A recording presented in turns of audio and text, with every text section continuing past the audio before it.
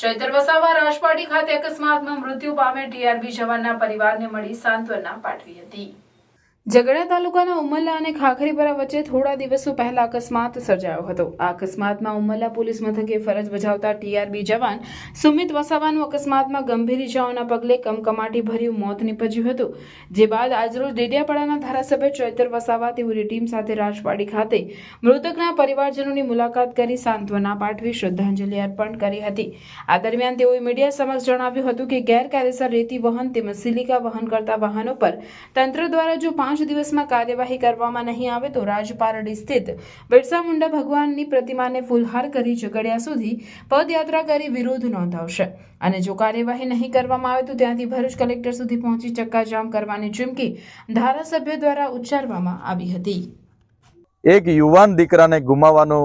વસવસો અને દુઃખ એમના પરિવાર પર છે ત્યારે એમને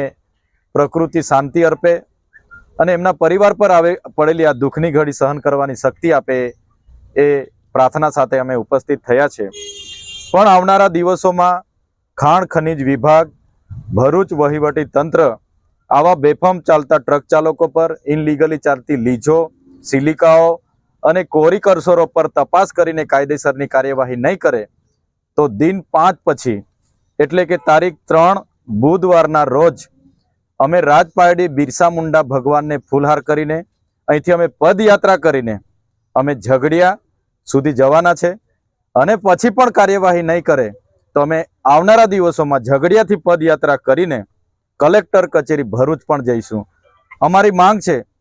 કે દર અઠવાડિયે 2-3 યુવાનોને અડફેટે લઈને એમના પરિવારોને નિરાધાર કરી દેવામાં આવે છે, ત્યારે પોલીસ તંત્ર, ખાણ ખનીજ વિભાગ અને કલેક્ટર શ્રી કેમ એમના પેટનું પાણી નથી હલતું? આટલા બધા બેફામ ભૂમાફિયાઓ, રેતી માફિયાઓ, કોરી કરસોરો, સિલિકા પ્લાન્ટો ચાલે છે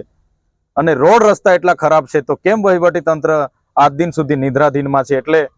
અમે દિન 5 પછી બુધવારે 3 તારીખના રોજ સવારે 10 વાગે બિરસા મુંડા ભગવાનને ફૂલહાર કરીને રાજપાડીથી મોટી સંખ્યામાં પદયાત્રા કરીશું અને પછી પણ એનું નિરાકરણ નહીં આવશે તો આવનારા દિવસોમાં ઝઘડિયાથી પદયાત્રા કરીને નેશનલ હાઈવે ચક્કા જામ કરીને કલેક્ટર સુધી પહોંચીશું અને અમારા યુવાનોને આવી રીતના બેફામ ચાલતા ટ્રક ડ્રાઈવરો મારી નાખે તે અમે ક્યારે ચલાવવાના નથી।